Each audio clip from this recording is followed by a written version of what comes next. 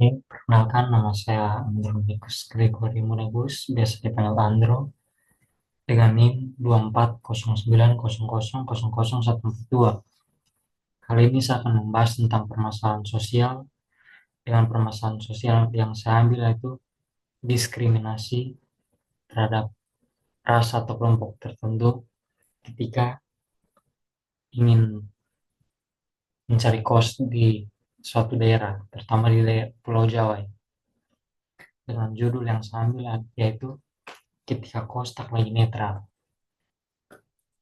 Merantau ke tanah baru seringkali menjadi tantangan besar bagi banyak orang, terutama bagi mereka yang berasal dari wilayah timur Indonesia.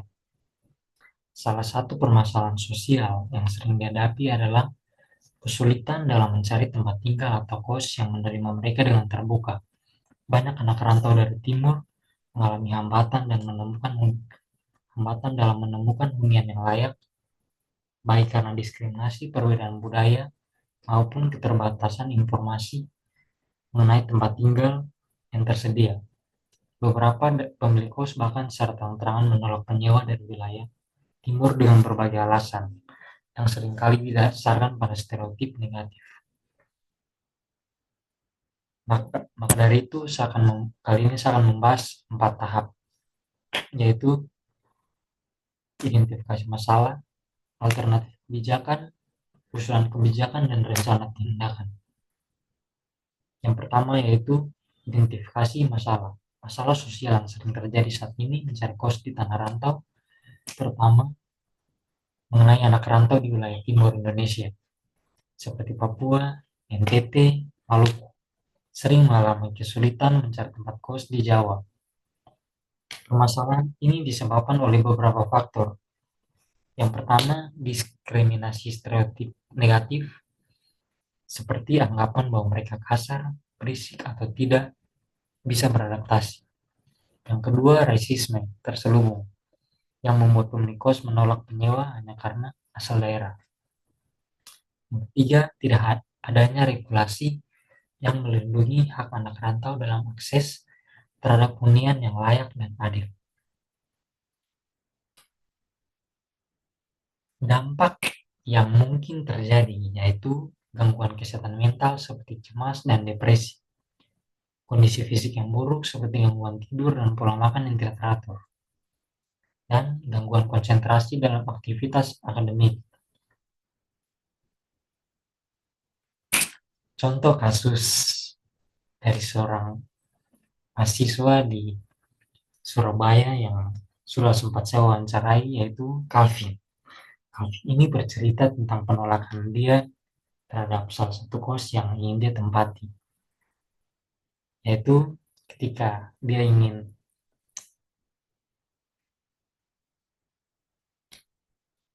bertanya pada seorang admin yang kebetulan bertugas saat itu. Dia bertanya bahwa apakah saat ini kos itu masih bisa ditempati atau ada yang kosong. Lalu admin itu menjawab, ya ada, kapan mau ditempati? Lalu Calvin menjawab, mulai besok saya bisa tempati. Namun beberapa saat kemudian admin bertanya, kamu asalnya dari mana? Lalu si Calvin ini menyebutkan salah satu daerah di Indonesia Timur. Langsung admin ini menjawab bahwa kos sudah penuh. Dari situ kita bisa melihat bahwa admin atau beberapa orang mungkin melihat bahwa ras tertentu tidak bisa diterima karena satu dan lain hal ya, yang kita sebut tadi ya, yang kita bahas tadi. Oke, next, alternatif kebijakan, regulasi anti diskriminasi. Pemerintah daerah dapat menerapkan aturan yang melarang diskriminasi dalam penyewaan tempat tinggal. Berikutnya, platform pencarian kos harus inklusif dengan membangun aplikasi atau situs web yang memudahkan anak rantau menemukan kos yang terbuka bagi semua etnis dan daerah. Berikut subsidi atau bantuan tempat tinggal. Pemerintah atau universitas dapat menyediakan asrama atau subsidi bagi mahasiswa rantau. Berikutnya kampanye atau kesadaran budaya. Mengadakan program edukasi bagi pemilik kos untuk mengurangi prasangka terhadap penyewa dari wilayah timur.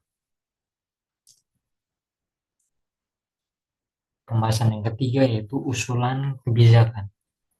Pemerintah daerah dan universitas dapat bekerja sama untuk menyediakan daftar kos yang ramah bagi semua mahasiswa tanpa diskriminasi. Pembuatan regulasi yang mewajibkan pemilik kos untuk transparan dalam alasan penerimaan atau penolakan penyewa. Berikutnya peningkatan akses informasi melalui media sosial dan platform digital agar anak rantau lebih mudah menemukan tempat tinggal yang sesuai. Dan yang pembahasan terakhir, rencana tindakan. Rencana tindakan terbagi atas 5 tahap. Tahap pertama yaitu penelitian dan survei lapangan. Mengumpulkan data empiris terkait pengalaman anak rantau timur dalam mencari kos. Mengidentifikasi lokasi dengan tingkat diskriminasi yang paling tinggi. Tahap kedua, penyusunan regulasi. Bekerja sama dengan DPRD, pemerintah daerah, universitas, dan lembaga swadaya masyarakat. Merancang peraturan daerah atau kebijakan universitas terkait penyewaan yang adil dan anti diskriminatif. Tahap ketiga, sosialisasi dan kampanye. Meluncurkan kampanye bertema Kita Satu Indonesia untuk menyuarakan toleransi dan kesetaraan. Mengedukasi pemilik kos melalui brosur, seminar, media sosial, dan pelatihan. Tahap keempat, implementasi dan pengawasan. Membentuk tim monitoring dari kampus dan dinas terkait, menyediakan layanan pengaduan khusus bagi mahasiswa yang mengalami diskriminasi. Tahap yang kelima, evaluasi dan penguatan kebijakan. Melakukan evaluasi tiap 3 bulan, menyesuaikan kebijakan berdasarkan hasil evaluasi dan umpan balik dari komunitas.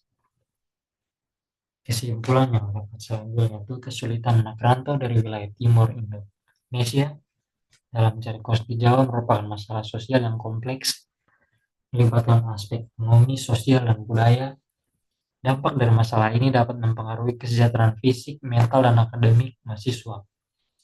Untuk mengatasi permasalahan ini, diperlukan kebijakan yang holistik dan inklusif, melibatkan pemerintah, universitas, dan masyarakat. Implementasi kebijakan yang tepat dapat membantu menciptakan lingkungan yang mendukung bagi masyarakat perantau, sehingga mereka dapat menjalani kehidupan perantauan dengan lebih baik dan produktif. Sekian dari review materi saya. Terima kasih.